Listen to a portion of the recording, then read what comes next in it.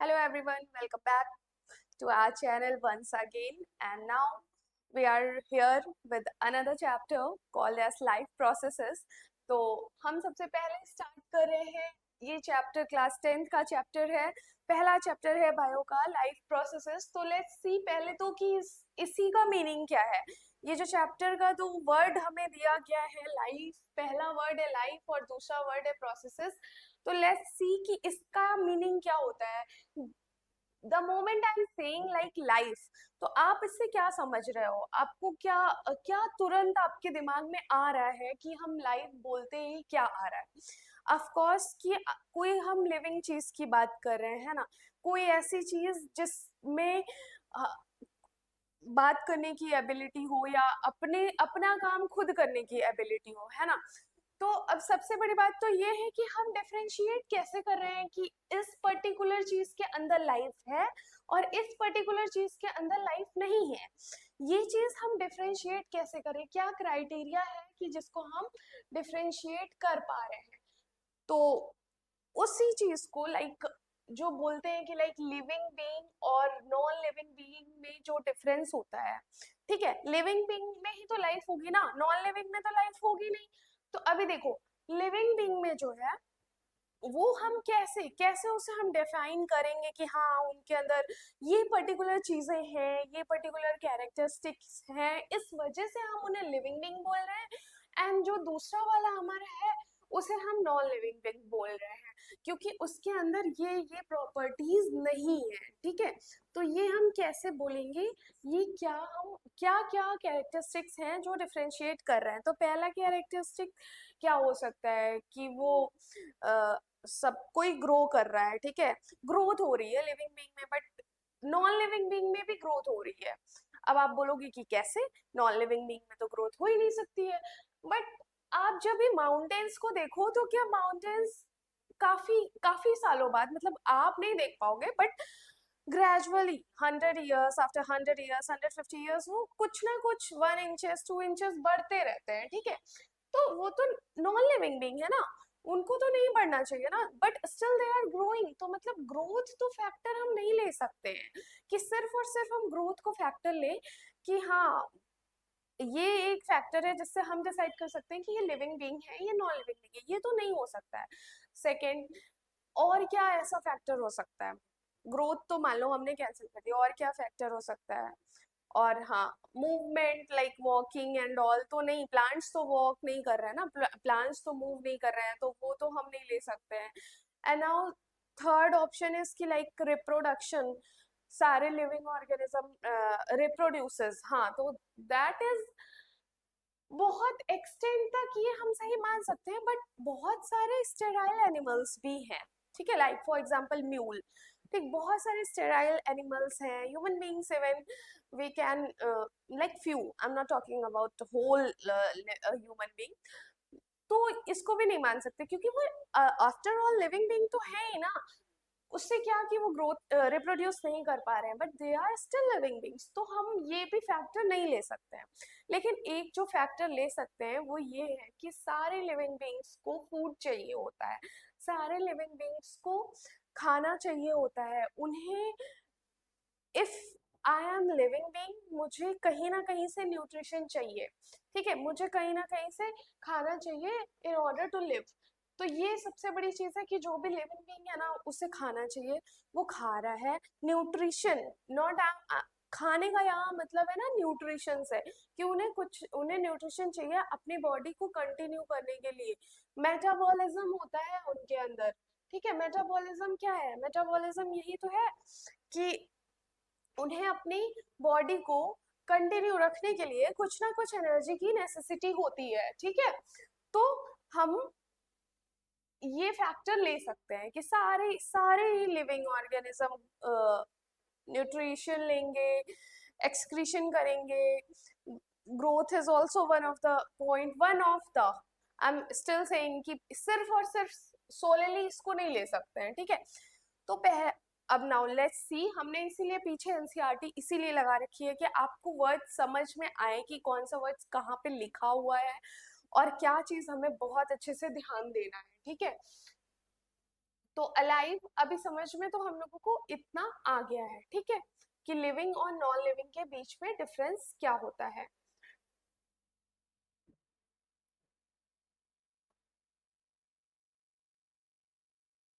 ठीक, इस सब में पूरा यही दिया हुआ है कि कैसे लिविंग बीइंग अगर देखो है तो बेसिकली तीन चार पॉइंट्स है, लाइक न्यूट्रिशन हो गया, न्यूट्रिशन, एक्सक्रीशन, है ना, ट्रांसपोर्टेशन। हाँ, तो अभी देखो हम लोग आते हैं न्यूट्रिशन पे, जो इसका बहुत ही फर्स्ट टॉपिक है, बहुत ही इस चैप्टर का बहुत ही फर्स्ट टॉपिक है न्यूट्रिशन। तो देखो न्यूट्रिशन जो है ना वो टू टाइप्स का होता है, एक ऑटोट्रॉफिक न्यूट्रिशन होता है और एक हेटेरोट्रॉफिक न्यूट्रिशन होता है। तो जो ऑटोट्रॉफिक न्यूट्रिशन का मतलब क्या होता है, पहली बात तो यही है। अब न्यूट्रिशन का मतलब समझ में आ गया ना, कि हम जो खाना खा रहे हैं हम उसी को न्यूट्रिशन बोल रहे हैं, कि मतलब हमें अपनी बॉडी को कंटिन्यू रखने के लिए, हमें अपनी बॉडी को आगे बढ़ाने के लिए, जिंदा रखने के लिए खाना खाना जरूरी है। देखो खाना तो इसीलिए हम लोगों की मम्मी हम लोग को मार मार के खाना खिलाती हैं, ठीक है। हॉस्टल का कितना भी खराब खाना रहता है खाते हैं, क्यों? क्योंकि हमें उसे लाइफ को तो कंटिन्यू रखना है ना, तो जिंदा रहने के लिए सबसे ज्यादा जरूरी खाना ही है। ठीक, उसके बाद देखो, नाउ लेट्स सी, तो इसमें दो तरीके का होता है, एक तो हो गया ऑटोट्रॉफिक और एक हो गया हेटेरोट्रॉफिक। ठीक, वेट यार, ठीक है, एक हो गया ऑटोट्रॉफिक न्यूट्रिशन। देखो न्यूट्रिशन क्या है, टू टाइप का है, एक ऑटोट्रॉफिक हो गया, एक हेटेरोट्रॉफिक हो गया। अब इन दोनों में मतलब क्या है, इन दोनों का हेटेरोट्रॉफिक क्या होता है और ऑटोट्रॉफिक क्या होता है। तो ऑटोट्रॉफिक का मतलब ये होता है कि ऐसा ऐसी जो हमारी ऐसी लिविंग बीइंग जो अपना खाना खुद से बना रहा है, ठीक है, अपना खाना जो भी खुद से बना रहा है उसे ऑटोट्रॉफिक कहते हैं। अब अपना खाना खुद बनाने का मतलब ये नहीं हुआ कि अगर आप भी अपना खाना खुद बना रहे हो, हाँ कि हम तो घर में दाल चावल बना रहे हैं खुद से तो हम तो ऑटोट्रॉफिक हो गए, ऐसा नहीं होता है। और अपना खाना खुद से बनाने का मतलब, आप अगर घर में दाल चावल भी बना रहे हो जस्ट इन केस, तो दाल कहाँ से आ रही है, चावल कहाँ से आ रहा है, ऑफ कोर्स प्लांट से आ रहा है। वो तो आप खुद से नहीं बना रहे हो ना, वो खुद आप नहीं बना पा रहे हो, उसके लिए आपको किसी ना किसी प्लांट की जरूरत पड़ेगी ही। दाल बनाओगे, चावल बनाओगे, कुछ भी, सपोज आप बोल रहे हो कि हम वेजिटेरियन नहीं है, हम नॉन वेजिटेरियन बन जा रहे हैं, हमें प्लांट्स की जरूरत नहीं है, फिर भी क्या खाओगे, एग खाओगे, स्टिल आप एग भी खुद से नहीं बना पा रहे हो, आपको उसके लिए एनिमल की जरूरत पड़ेगी। आप चिकन खा रहे हो, उसके लिए आपको एनिमल की जरूरत पड़ेगी। तो that means you are dependent. हम लोग डिपेंडेंट है किसके ऊपर, प्लांट्स के ऊपर, है ना, कि उन्हें खाना, हमें प्लांट्स के ऊपर एक तरफ से डिपेंडेंट रहना ही पड़ा हर एक चीज के लिए। लेकिन क्या प्लांट्स हमारे ऊपर डिपेंडेंट है क्या, क्या प्लांट किसी एनिमल के ऊपर डिपेंडेंट है क्या, कि हाँ ये पर्टिकुलर एनिमल हमें खाना देगा तो हम खाएंगे, नहीं ना। प्लांट को अपनी सनलाइट मिल रही है और प्लांट जो है अपना खुद का खाना बना के खा रहा है। प्लांट्स को कोई जरूरत नहीं है कि वो पर्टिकुलर इंसान से ये सामान लेगा, यहाँ से ये चीज आएगा तब उसका खाना बनेगा, नहीं। जब तक उसके पास सनलाइट है तब तक उसका खाना बहुत आराम से बन रहा है, ठीक है। तो इसका मतलब उसके अंदर खुद की ये कैपेबिलिटी है कहीं ना कहीं प्लांट्स के अंदर, ठीक है, कि वो खाना खुद का बना ले रहा है, उसे किसी के भी ऊपर डिपेंडेंट रहने की जरूरत नहीं है। तो इसी चीज को हम ऑटोट्रॉफिक कहते हैं। वेयर एज अगर हमें किसी के ऊपर डिपेंडेंट रहने की जरूरत पड़ रही है तो उसे हेटेरोट्रॉफिक कहेंगे। और हेटेरोट्रॉफिक में सबसे पहला एग्जांपल क्या आएगा, मैन, ऑफ कोर्स, क्योंकि हम लोग जो है हेटेरोट्रॉफिक्स हैं। हम लोग क्या, प्लांट्स को छोड़ के ऑलमोस्ट सारी चीजें हेटेरोट्रॉफिक ही हैं, एनिमल्स भी हेटेरोट्रॉफिक है। क्योंकि एनिमल्स देखो, अगर आप डियर का example low just for example, तो डियर भी क्या खा रहा है, प्लांट्स ही खा रहा है ना। अब आप शेर का एग्जांपल ले सकते हो, मैम शेर तो प्लांट नहीं खाता है, तो शेर तो डियर को खा रहा है ना, और डियर अल्टीमेटली प्लांट्स को खा रहे हैं। तो ये कहीं ना कहीं ये जो चेन है वो प्लांट्स की वजह से ही तो जिंदा है। अगर प्लांट्स ही नहीं है तो डियर खाएगा क्या? और खाएगा क्या? तो वो पहले ही, जब डियर ही नहीं बचेगा तो शेर तक तो खाना पहुंचेगा ही नहीं। तो कहीं ना कहीं ये सब डिपेंडेंट है प्लांट्स के ऊपर खाने के लिए, ठीक है।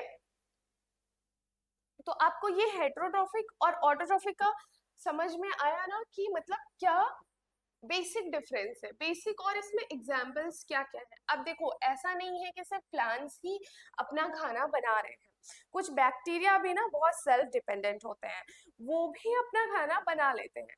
तो देखो, इसमें जो है ऑटोट्रॉफिक में दो तरीके की, ऑटोट्रॉफ्स भी दो तरीके के होते हैं, एक फोटो ऑटोट्रॉफ्स और एक कीमो ऑटोट्रॉफ्स।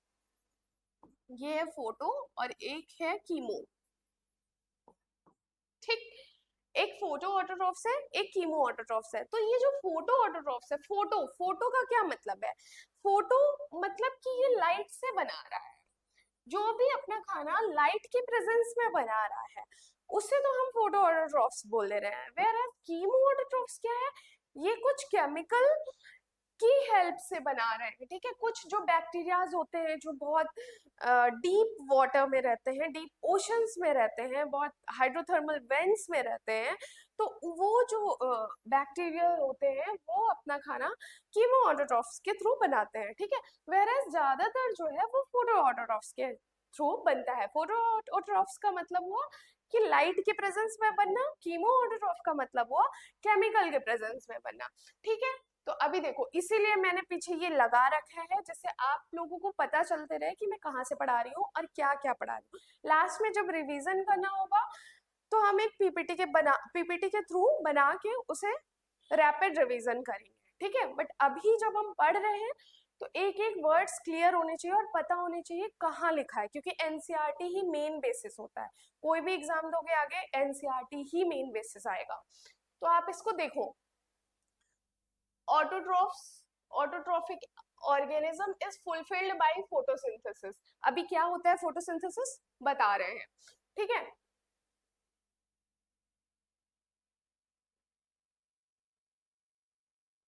ठीक, ये समझ में आ गया। अब देखो, अब ऑटोट्रॉफ्स ये तो मैंने बता दिया कि अभी खाना ले कैसे रहे हैं। उसके बाद अब देखो, अब हो क्या रहा है ऑटोट्रॉफ्स में। अब हम इसका थोड़ा डिटेल में पढ़ते हैं कि एक्चुअल में ऑटोट्रॉफ्स में हो क्या रहा है, क्या प्रोसेस ऐसा हो रहा है कि वो खाना बना ले रहे हैं और हम खाना नहीं बना पा रहे हैं। कुछ तो उनके में अलग होगा ना, जो वो बना ले रहे हैं और हम नहीं बना पा रहे हैं। एक मिनट, ये लोड हो रहा है पेज, तब तक आप देखो, तब तक हम आपको बताते हैं। ये लोड हो भी गया तो देखो, जो प्लांट्स है ना, ये सबसे पहले ये देखो, प्लांट्स जो है उसमें एक प्रोसेस होती है फोटोसिंथेसिस, ठीक। फोटोसिंथेसिस के थ्रू वो अपना खाना बना रहे हैं। ये जो इनका प्रोसेस है, जो उनके खाना बनाने का प्रोसेस है, उसको हम फोटोसिंथेसिस बोल रहे हैं, ठीक है। तो अब ये है कि वो खाना बन कैसे रहा है, क्या उनके अंदर ऐसा स्पेशलिटी है जिससे बन रहा है। तो स्पेशलिटी जो है वो तो है क्लोरोफिल, ठीक है। ये देखो, ये जो लिखा है ऊपर क्लोरोफिल, ये अगर है किसी भी सेल्स में तो वो खाना बनाने के लिए कैपेबल हो जाती हैं। बट ये हम लोग एनिमल्स में ये सेल्स होती ही नहीं है, ठीक है। ये सेल्स एब्सेंट होती हैं, ये पाई ही सिर्फ और सिर्फ प्लांट्स में जाती हैं। तो इसीलिए प्लांट्स जो है वो कैपेबल होते हैं और हम लोग नहीं कैपेबल होते हैं, ठीक है। तो ये देखो, एक मिनट रुको, उसको थोड़ा, हम्म, ये देखो, ये क्या है? ये जो हमारे लीव्स है ना, जो हम ऐसे नॉर्मल हरी हरी लीव्स देखते हैं, उसका ये क्रॉस सेक्शन है। क्रॉस सेक्शन मतलब क्या हुआ कि आप जब उसे काट के माइक्रोस्कोप में देखोगे, उसके सेल्स को देखोगे, एक सेल को निकाल के देखोगे, तो वो ऐसा कुछ दिखता है, ठीक है। तो अब देखो, फोटोसिंथेसिस में क्या क्या हेल्प कर रहा है। ये जो क्लोरोप्लास्ट है ना, ये एक सेल, ये देखो, ये सपोज करो कि ये एक लीफ का एक सेल है जो कि आप माइक्रोस्कोप में देख रहे हो। तो ये जो क्लोरोप्लास्ट है, इसी के अंदर जो है वो क्लोरोफिल सब्सटेंस प्रेजेंट होता है, ठीक है। इसी के अंदर क्या प्रेजेंट होता है, क्लोरोफिल प्रेजेंट होता है। तो अभी क्लोरोप्लास्ट और क्लोरोफिल में डिफरेंस समझ में आया ना। क्लोरोप्लास्ट एक ऑर्गेनेल है जिसके अंदर क्लोरोफिल नाम का सब्सटेंस प्रेजेंट होता है, ठीक है। क्लोरोफिल का स्ट्रक्चर दिख रहा है। नाउ से गार्ड सेल्स, गार्ड सेल्स ये है जो कि फोटोसिंथेसिस में बहुत हेल्प करती है। अभी हम आगे चल के बताएंगे कि गार्ड सेल का मेनली रोल क्या है और इसे क्या यूज में आता है, ठीक है। तो अभी ये समझ में आ गया कि ये लीव्स का एक स्ट्रक्चर है जिसमें क्लोरोप्लास्ट नाम का ऑर्गेनेल होता है और उसके अंदर जो है वो क्लोरोफिल नाम का एक सब्सटेंस होता है जिसकी वजह से हम नहीं, ऑफ कोर्स प्लांट्स जो है वो अपना खाना बना लेते हैं खुद, ठीक है। और ये रहा प्लांट्स का जो भी फोटोसिंथेसिस होता है उसका जो है ये सबसे ज्यादा इम्पोर्टेंट हमारा रिएक्शन रहा। देखो अगर एग्जाम में कहीं भी कुछ भी फोटोसिंथेसिस से रिलेटेड पूछ रहा है तो आपको ये बाय हार्ट याद करके जाना पड़ेगा और लिखना भी पड़ेगा। कहीं भी पूछ रहा है जहां आपको लग रहा है कि हाँ फोटोसिंथेसिस से रिलेटेड है, कुछ भी ऐसा पूछेगा तो आपको ये वाला इक्वेशन तो देना ही देना पड़ेगा क्योंकि ये बहुत ज्यादा इंपॉर्टेंट। अब देखो ये इक्वेशन आया कहाँ से, सबसे पहले तो ये समझो, ठीक है। ये क्या चीज है, कार्बन डाइऑक्साइड है। पहले सब कुछ डिकोड करो बहुत आराम से, ऐसे डरना या रटना नहीं है कि रट लिया बस किसी तरीके से और वहां जाके एक भी ऑक्सीजन या एक भी वो भूल गए तो नंबर कट जाने हैं। तो इसको पहले बहुत अच्छे से देखो। ये देखो ये है क्या, CO2। CO2 क्या है, कार्बन डाइऑक्साइड, ठीक। कहाँ से मिलेगा, तो कार्बन डाइऑक्साइड हमारे एटमॉस्फेयर में इतना सारा रहता है। हम लोग जो ब्रीथिंग, जैसे हम लोग ब्रीथिंग कर रहे हैं तो ले इनटेक क्या कर रहे हैं, ऑक्सीजन कर रहे हैं और छोड़ क्या रहे हैं, तो कार्बन डाइऑक्साइड छोड़ रहे हैं ना। और भी बहुत सारे मीन्स है, बहुत सारे वेज है जिससे हमारे एटमॉस्फेयर में कार्बन डाइऑक्साइड रहता है, ठीक है। ये क्या है, H2O है, तो H2O वाटर है, ठीक है। अभी प्लांट्स को वाटर कहाँ से मिल रहा है, तो हम लोग प्लांट्स को पानी दे रहे हैं ना रूट्स में। और अगर आप नहीं भी दे रहे हो, आप मान लो नहीं दे रहे हो कि हमें नहीं मतलब है प्लांट से, हमें क्या करना है प्लांट से, तो हम नहीं देंगे पानी, बट स्टिल जो उनके रूट्स होती है ना उसके नीचे जो वाटर होता है, जो ग्राउंड वाटर होता है आप कह लो, थोड़ा ना पानी, थोड़ा थोड़ा तो पानी होगा ही ना, तो वो उसको पुल करते हैं, ठीक है।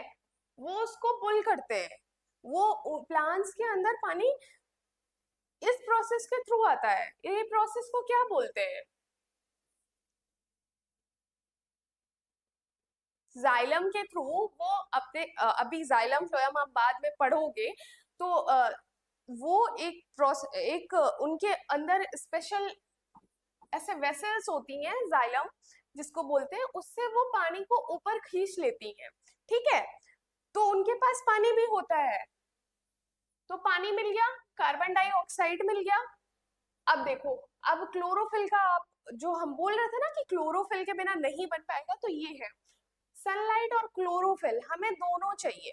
मतलब सनलाइट होनी ही चाहिए और क्लोरोफिल भी होना चाहिए, तब जाके हमारा ये रिएक्शन कंप्लीट होगा, ठीक है। तो क्या होता है कि सनलाइट जब वाटर, देखो ये है लीव्स, मान लो जस्ट फॉर एग्जांपल ये लीफ है और वाटर हम बना देते हैं ब्लू कलर से, ठीक है।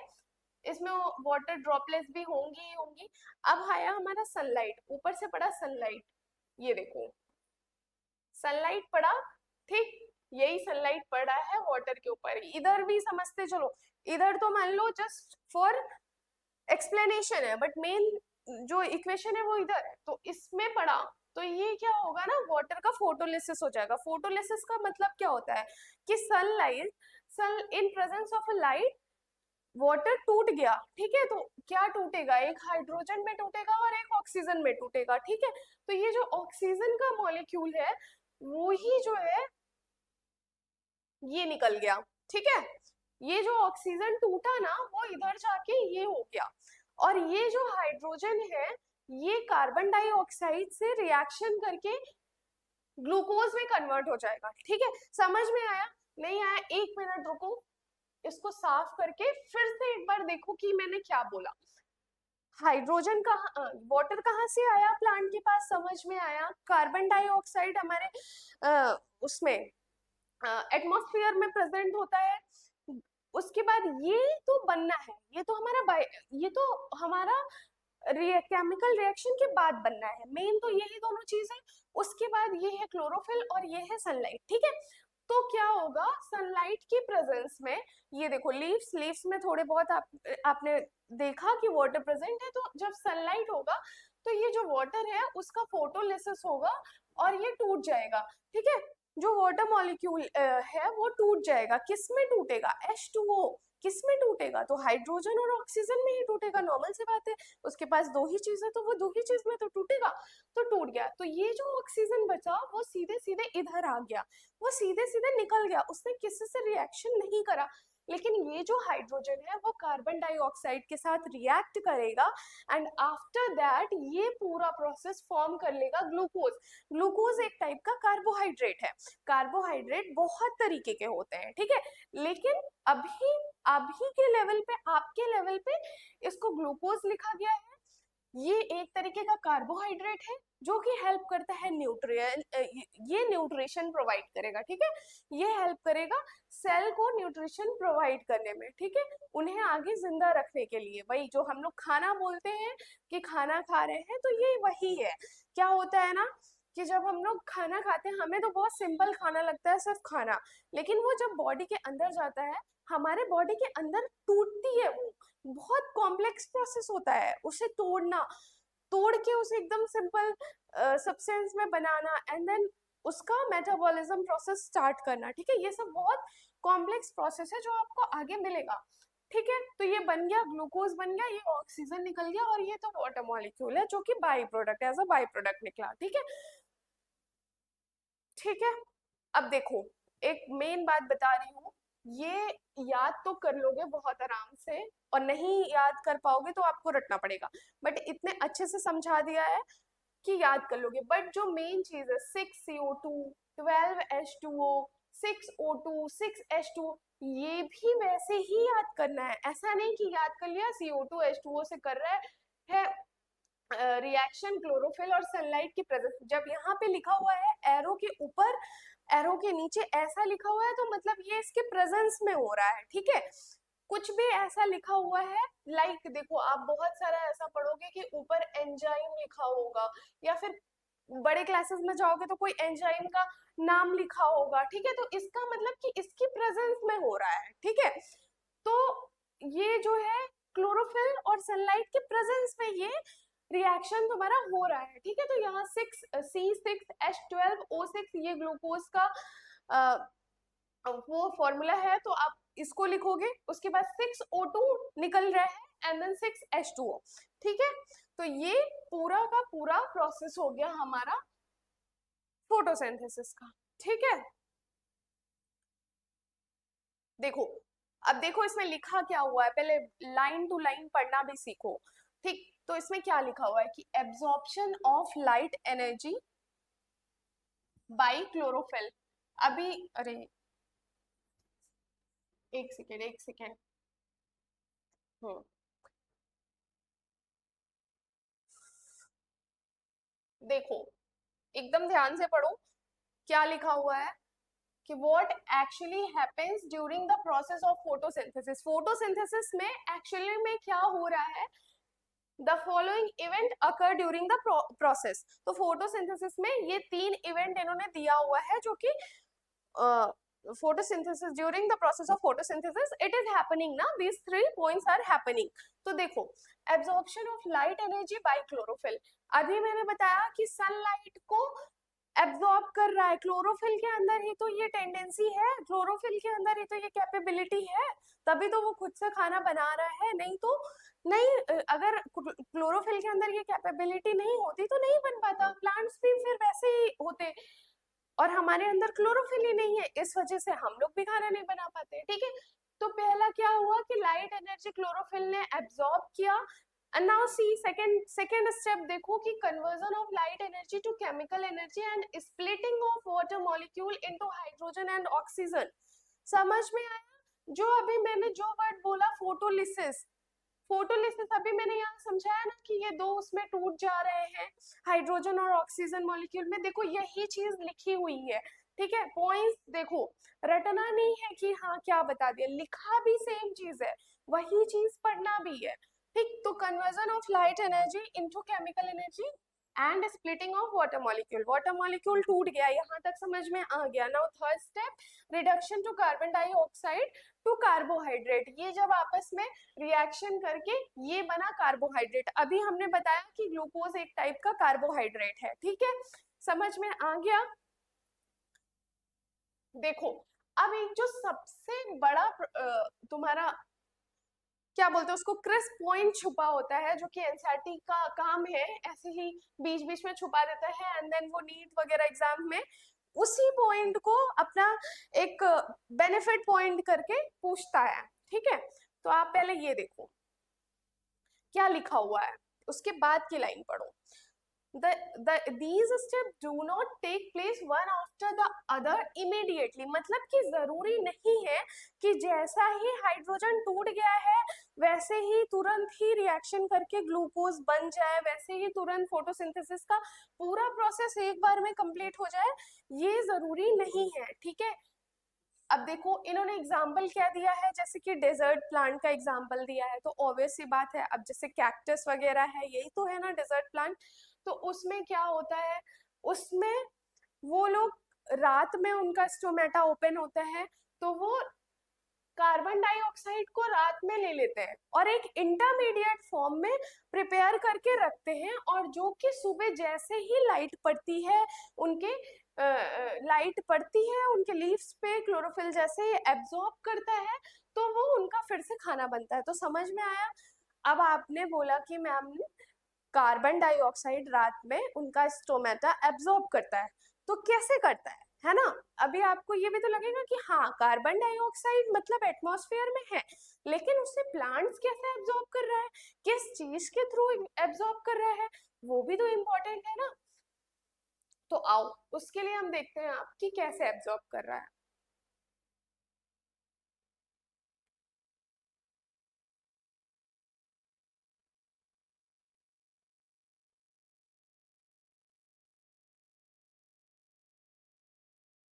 आ गया, देखो